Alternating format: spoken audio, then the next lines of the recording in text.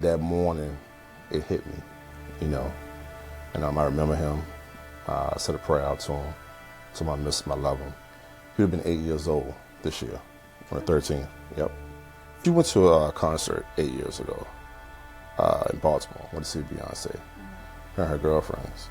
I think right around that Saturday or Sunday, no, Saturday, she said that she wasn't feeling right.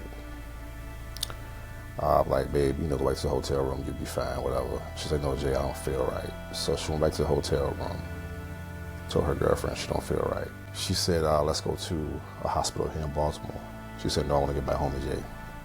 So they drove all the way back down here, went to the hospital, whatever, St. Mary's. And what actually was transpiring was she was actually in labor, and she didn't know it. She was in labor, they admitted her. Jaden's actual foot was coming out of her, and she didn't know it.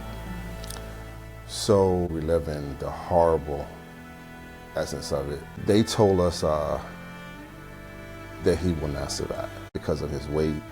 She wasn't fully far long enough for him to survive. They had an actual pregnancy that day. So they brought the chaplain in, whatever. He prayed for us. He pretty much told us, how to deal with the pain and stuff. And that's nothing that you can actually, deal with. That's something that, you're talking about, you're so happy to have a son, and in a few hours, you're not going to have a son. So they actually told us, listen, maybe we can invert her, hold her upside down, and hopefully he can gradually slide back over time, and they can sew her up, and we could probably save him. We had to make a decision, and the decision was to let him go ahead, be born, and took him away from us. He wasn't going to make it, but he was born that day.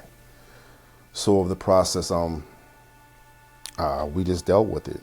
We actually stayed in the hospital for 24 hours, dealing with waiting on my son to be born to pass away.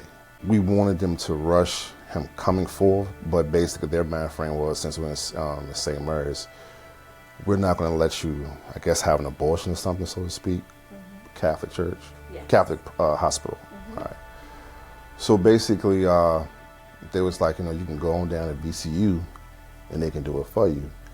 So I was like, you want me to take my wife down to another hospital to lose my son? So we just kind of like had to make some decisions. But one thing that was lurking was that Monday, my son, my oldest son, which you just spoke about, he was graduating out of high school. So I got one about to pass away, I got one ready to graduate, all in the same time frame.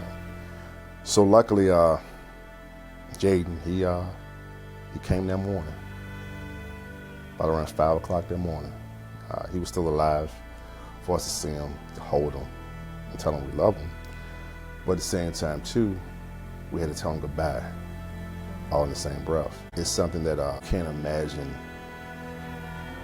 It's like basically getting what you want for Christmas, and then somebody telling you, we're taking this back from you. I lost it.